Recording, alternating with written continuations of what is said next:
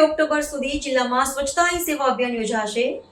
ગીર સોમનાથ જિલ્લામાં રાજ્ય સરકારના નિર્દેશ હેઠળ સ્વચ્છતા અભિયાનનો પ્રારંભ।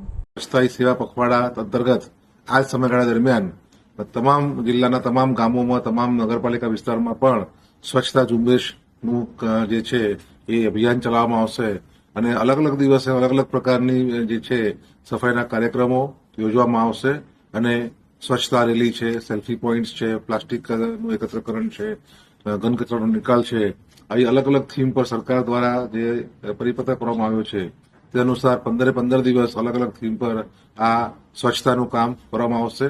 આ સ્વચ્છતાનું કામ કરવા માટે તમામ ગ્રામ્ય કક્ષાએ સૂચના આપી દેવામાં આવી છે, તમામ નગરપાલિકા કક્ષાએ સૂચના આપી દેવામાં આવી છે અને તેનું દૈનિક રિપોર્ટિંગ જે છે એ ગ્રામ્ય વિસ્તારનું નિયામક શ્રી ગ્રામ વિકાસ એજન્સી દ્વારા કરવામાં આવશે અને શહેરી વિસ્તાર છે એનું જે રિપોર્ટિંગ છે એ નિવાસી અધિક કલેક્ટર શ્રી એનું મોનિટરિંગ કરશે અને આખા જિલ્લામાં તમામ અધિકારી પદાધિકારીઓને સાંકળીને આ સ્વચ્છતા હી સેવા પખવાડા અભિયાન ચલાવવામાં આવશે।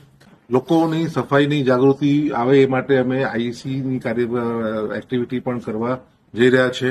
શ્રી નાટકો માધ્યમથી પણ લોકોમાં સફાઈ પ્રત્યે જાગૃતિ આવે અને ખાસ તો જે અગત્યની બાબત છે તે ઘન કચરા જે છે આપણે સેગ્રીગેશન જે કરવામાં આવનાર છે, સેગ્રીગેશન થતું નથી। સેગ્રીગેશન એટ સોર્સ જે આ બધા જાણતા હશો કે સ્વચ્છ ભારત મિશનનું એક અગત્યનું પેરામીટર છે સેગ્રીગેશન એટ સોર્સ।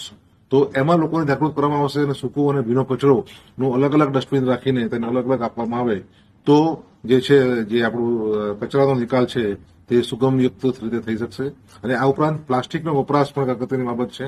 એના માટે પણ આપણે નગરપાલિકા કક્ષાએ માય થેલી એક અભિયાન ચલાવ્યું છે અને નગરપાલિકા કક્ષાએથી જે કપડાની થેલી હોય છે તે તમામ નાગરિકોને આપવામાં આવતી હોય છે।